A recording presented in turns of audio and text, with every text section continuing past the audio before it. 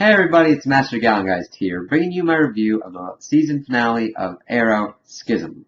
So, I didn't like this overall. There was a lot of stuff that was done that was really quite stupid. And that was mainly on the writer's parts. I mean, it really didn't work very well as a season finale, or even really setting up for the next season. So, it started off pretty much where the last episode left off, with Dark pretty much posturing to get Felicity to give him control of Rubicon. So he was doing his thing to try and pretty much force kill her mother to get her to do what she wanted, and then Oliver and everybody came in and it was like, okay, let's see what's going on with this. And the only way to get him to stop was for Thea to threaten to kill the child that they had saved previously in the last episode.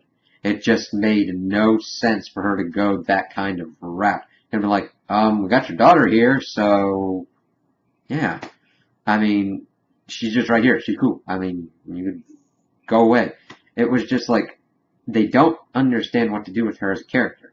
It gets into these loops where they don't understand what to do with certain characters and then just start letting them do kind of whatever they want. Even if it doesn't make sense character-wise. It's like, nuts. That's just the beginning of where it starts going nuts, and that after that they find out that Dark has also taken Felicity's computer to have full control of Rubicon and was using her old hacker boyfriend to pretty much do all this stuff and launch like 15,000 nukes. Now, I like that it's gone beyond that, oh, the city is in trouble for the 4th year in a row. But honestly, this was a pretty big thing, and everybody seemed kind of okay with it. I mean, the city was freaking out, kind of, but like in the same way that they were threatening the city. It's not like a nuke is coming towards the city and you're looting a TV. I'm like, I'd try and get farther away, or it's like Armageddon's happening. I mean, 15,000 nukes are like going everywhere, and it's like, okay. What do we do with this? I mean, and then they started trying to track it, and then they had like a shootout with the ghosts, which the plot armor is just too unreal at certain points, in that it's made the ghosts pretty much ineffective. I mean, these are highly military trained operatives. They should know how to shoot people by now. If not shoot someone, I mean, get close enough that like the heroes get winged or something. I mean, it's complete idiocy to think that these people wouldn't hit anywhere near their mark. I mean, otherwise, why does Dark have them? Why is he a credible threat? And then his power. Because this kind of comes into effect because of kind of what we saw in the flashback scenes, which have their own problems of their own. Because it showed in the flashback scenes that two people could theoretically have the power of the totem at one point. Because you had Tatiana and Reader using the power and pretty much fighting over it. Reader had like some runes that were keeping him from going crazy, but Tatiana didn't have that. And before they killed Reader, because it was kind of easy to kill him, he blew up a plane in the air. And at this point, Dark is so powerful, why didn't he just go, you know what, I can blow up all the nukes everywhere and be like, boom, and do that. Nothing. And it's like, what? And then Oliver's speech. I like Stephen Amell. My problem wasn't with him. The whole speech overall was just kind of like hollow to me. It didn't feel like it had truly any meaning. I mean, you get the sense it's supposed to inspire hope, but a nuke is barreling towards the city. What do you want me to do, bro? I mean, what can I do? Yeah, be happy, woo! A nuke's coming to pretty much level the entire city, which is going to pretty much flash fry everyone and anything in a pretty big radius. Which then became one of the stupidest things, in that Felicity and Curtis were able to use something to pretty much point at the nuke, which is pretty much on top of them, hack into it, and make it go somewhere else. And then they're like, use this for the other people. And it's like, what the fuck? No! And then they get the bright idea after they've pretty much killed... well, her hacker boyfriend pretty much decides not to do it, and Dark kills him, and they are able to like invert the axes and have all the nukes blow up into space, which pretty much makes nuclear disarmament happen. And it's like, okay, that happened now. No nations now have any nukes. It's just, okay.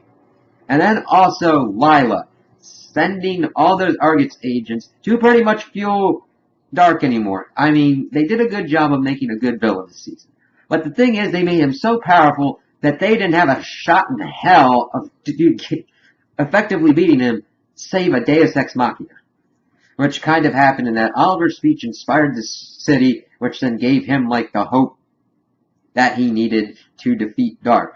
And it was really weird because out of nowhere his powers go off like that and it becomes a street fight between the Ghosts, which now don't have any weapons, the people, and Dark versus Oliver. This fight scene really wasn't that well done. I mean, there was some nice action, but I mean, he's a former League of Assassins dude, Dark.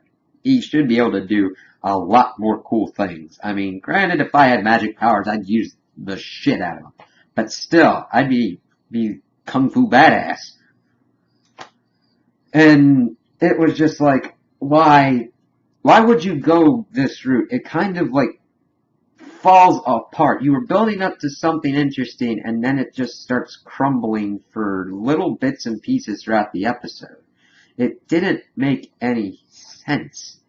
I didn't get what the writers, I get what the writers were trying to do, but they failed in their execution of it. Because after they've beaten Dark and Oliver kills them, and I'm like, yes. Then it starts getting even weirder with how they're pretty much setting up everything going out. Diggle tells Lila that he pretty much killed his brother in cold blood, which I completely disagree with because he continually threatened his family and had to be taken out because he wasn't his brother, and decided to leave Oliver and I guess go back in the military or something.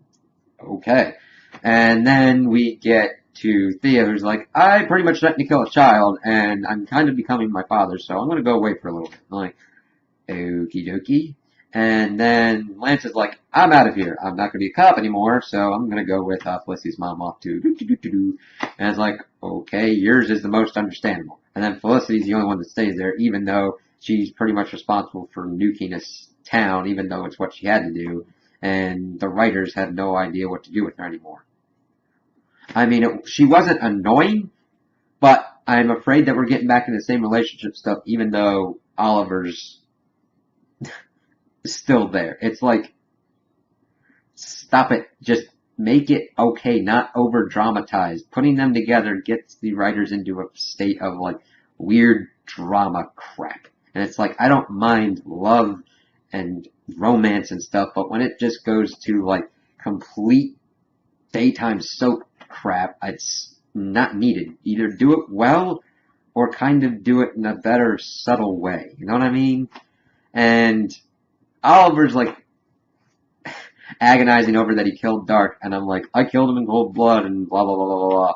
And she's like, you're trying to fight with the light and dark in you. I'm like, this man is responsible for so many deaths, does not care, and was in prison, and broke out. He needed to be stopped. It wasn't cold blood. I'm sorry, I understand trying to make drama and conflict for the character and fighting that inner darkness, but it was just kind of like not a very well kind of thought out thing for him to be going through with this. It's like, oh, what would Laurel do? Probably the same thing because the dude needed to be stopped and killed. He wasn't going to stop until the world was destroyed.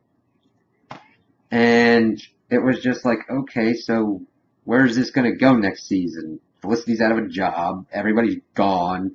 Oliver, they did this. Oliver is now the interim mayor until, like, elections in August, so I don't know what's going to be good with that. It's like, do whatever you want. I want to see where it goes, but it was so poorly set up that I'm like, I don't know where it's going to go. And then the island, its resolution was like, okay. Tatiana was like crazy and says, Oliver, kill me. He was like, okay. And he snaps her neck like that. It's like, if that was that easy, what the hell? And then he made a promise to her, and Waller's like, alright, what are you going to do? And he's like, well, I got a promise to keep, so we're going to figure out probably next season about the whole Russia stuff, but I really think they need to stop with the flashbacks or do them a lot better. It just didn't really work this season. So, those are my opinions on the episode. Tell me what you guys think in the comments below. If you liked it, if you didn't like it, if you agree with me, if you disagree with me. Also, like and subscribe, and I hope you have a good day.